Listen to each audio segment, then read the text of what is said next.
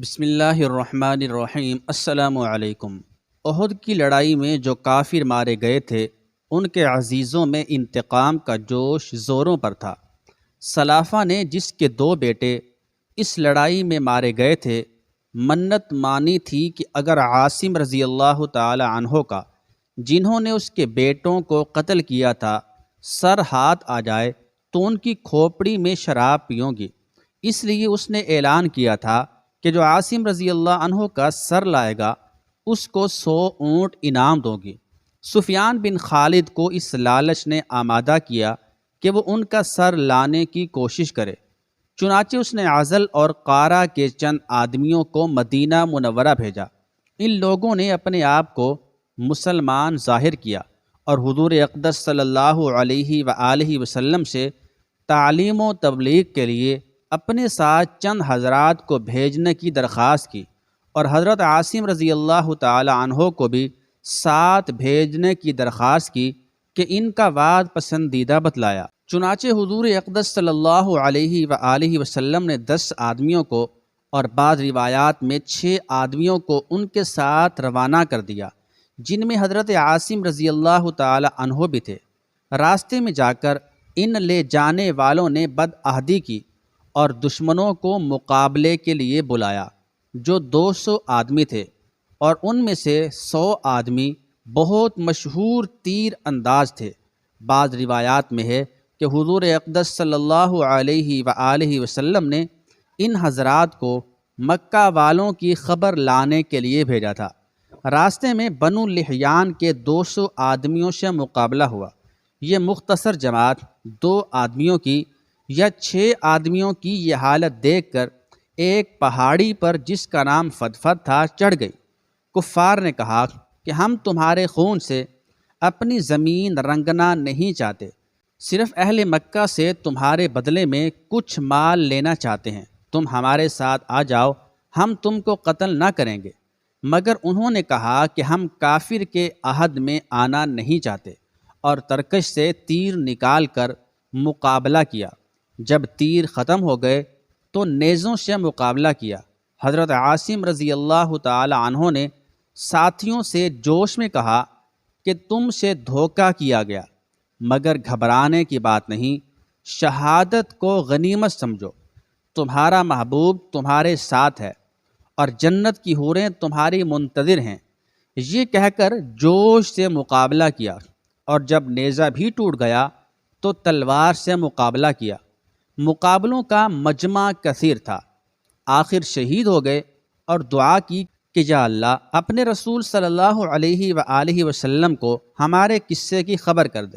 چنانچہ یہ دعا قبول ہوئی، اور اسی وقت اس واقعے کا علم حضور صلی اللہ علیہ وآلہ وسلم کو ہو گیا، اور چونکہ عاصم رضی اللہ تعالی عنہ بھی سن چکے تھے کہ سلافہ نے ان کے سر کی کھوپڑی میں شراب پینے کی منت مانی ہے، اس لیے مرتے وقت دعا کی کہ یا اللہ میرا سر تیرے راستے میں کاٹا جا رہا ہے، تو ہی اس کا محافظ ہے۔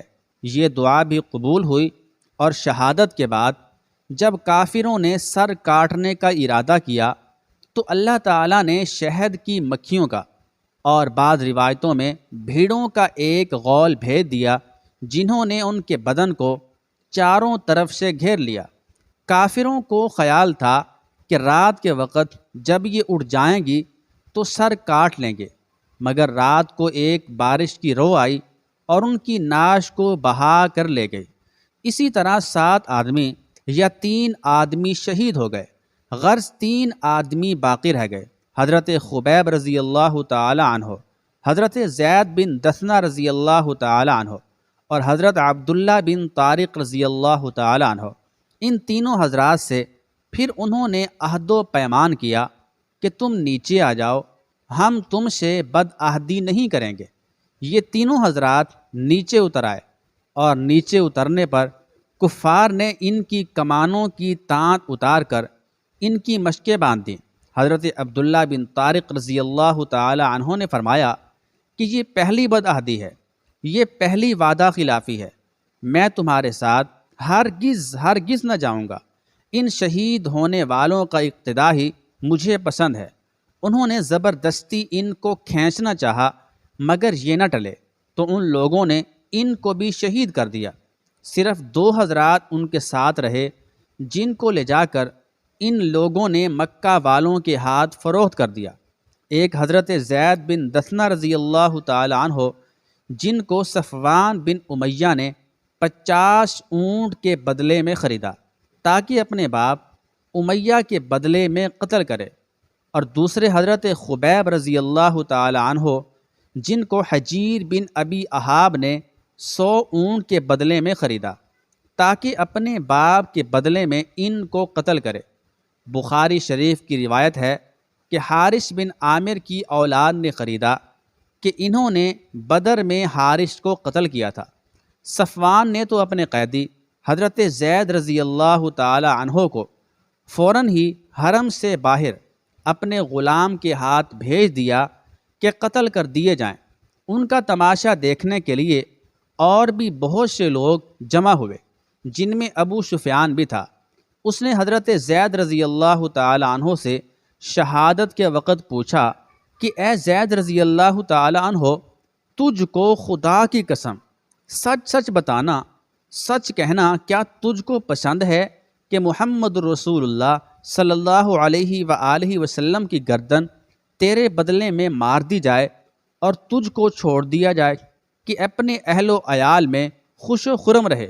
حضرت زید رضی اللہ تعالی عنہ نے فرمایا کہ خدا کی قسم مجھے تو یہ بھی گوارا نہیں کہ حضور اقدس صلی اللہ تعالی علیہ وآلہ وسلم جہاں ہیں وہیں ان کے ایک کانٹا بھی چبھے اور ہم اپنے گھر آرام سے بیٹھے رہیں۔ یہ جواب سن کر قریش حیران رہ گئے۔ ابو سفیان نے کہا کہ محمد صلی اللہ تعالی علیہ وآلہ وسلم کے ساتھیوں کی جتنی ان سے محبت دیکھی اس کی مثال نظیر کہیں نہیں دیکھی۔ اس کے بعد حضرت زید رضی اللہ تعالی عنہ شہید کر دیے گئے۔ حضرت خبیب رضی اللہ تعالی عنہ ایک عرصہ تک قید میں رہے۔ حجیر کی باندی جو بعد میں مسلمان ہو گئیں کہتی ہیں کہ جب حضرت خبیب رضی اللہ تعالی عنہ ہم لوگوں کی قید میں تھے تو ہم نے دیکھا کہ حضرت خبیب رضی اللہ تعالی عنہ ایک دن انگور کا بہت بڑا خوشہ آدمی کے سر کے برابر ہاتھ میں لیے ہوئے انگور کھا رہے ہیں، اور مکہ میں اس وقت انگور بالکل نہیں تھا۔ وہ کہتی ہیں کہ جب ان کے قتل کا وقت قریب آیا تو انہوں نے صفائی کے لیے استرا مانگا، وہ دے دیا گیا۔ اتفاق سے ایک کم سن بچہ اس وقت حضرت خبیب رضی اللہ تعالی عنہ کے پاس چلا گیا۔ ان لوگوں نے دیکھا کہ استرا ان کے ہاتھ میں ہے اور بچہ ان کے پاس۔ یہ لوگ یہ دیکھ کر گھبرا گئے۔ حضرت خبیب رضی اللہ تعالی عنہ نے فرمایا کہ تم یہ سمجھتے ہو کہ میں بچے کو قتل کر دوں گا؟ میں ایسا نہیں کر سکتا۔ اس کے بعد ان کو حرم سے باہر لایا گیا اور سولی پر لٹکانے کے وقت آخری خواہش کے طور پر پوچھا گیا کہ کوئی تمنا ہو تو بتاؤ۔ انہوں نے فرمایا کہ مجھے اتنی مہلت دی جائے کہ 2 رکعت نماز پڑھ لوں کہ دنیا سے جانے کا وقت ہے اور اللہ جل شانہ کی ملاقات قریب ہے۔ چنانچہ مہلت دی گئی۔ انہوں نے 2 رکعتیں نہایت اطمینان سے، نہایت سکون سے پڑھیں اور پھر فرمایا کہ اگر مجھے یہ خیال نہ ہوتا کہ تم لوگ یہ سمجھو گے کہ میں موت کے ڈر کی وجہ سے دیر کر رہا ہوں تو 2 رکعت اور پڑھتا۔ اس کے بعد سولی پر لٹکا دیے گئے تو انہوں نے دعا کی، یا اللہ، کوئی ایسا شخص نہیں ہے جو تیرے رسول پاک صلی اللہ تعالی علیہ وآلہ وسلم تک میرا آخری سلام پہنچائے۔ چنانچہ حضور اقدس صلی اللہ علیہ وآلہ وسلم کو بذریعہ وحی اسی وقت سلام پہنچایا گیا۔ حضور اقدس صلی اللہ علیہ وآلہ وسلم نے فرمایا، وعلیکم السلام یا خبیب، اور ساتھیوں کو اطلاع فرمائی کہ خبیب رضی اللہ تعالی عنہ کو قریش نے قتل کر دیا۔ حضرت خبیب رضی اللہ تعالی عنہ کو جب سولی پر چڑھایا گیا تو 40 کافروں نے نیزے لے کر چاروں طرف سے ان پر حملہ کیا اور بدن کو چھلنی کر دیا۔ اس وقت کسی نے قسم دے کر یہ بھی پوچھا کہ تم یہ پسند کرتے ہو کہ تمہاری جگہ محمد صلی اللہ تعالی علیہ وآلہ وسلم کو قتل کر دیں اور تم کو چھوڑ دیں؟ آپ رضی اللہ تعالی عنہ نے فرمایا واللہ العظیم، مجھے یہ بھی پسند نہیں کہ میری جان کے فدیے میں ایک کانٹا بھی حضور صلی اللہ علیہ وآلہ وسلم کو چبھے۔ آخر میں ہم دعا کرتے ہیں، یا اللہ ہمارے حال پر رحم فرما، یا اللہ ہمارے گناہوں کو معاف فرما۔ جو مسلمان بہن بھائی اولاد کے رشتوں کے متعلق پریشان ہیں، انہیں نیک صالح رشتے عطا فرما۔ یا اللہ ہم سب کو ایمان والی نیک موت عطا فرما۔ یا اللہ سیلاب زدگان کی مدد فرما۔ آپ سے التماس ہے کہ کمنٹ باکس میں آمین ضرور لکھیں۔ آپ کی آمین کسی بے کس کی زندگی بچا سکتی ہے۔ آمین ثم آمین۔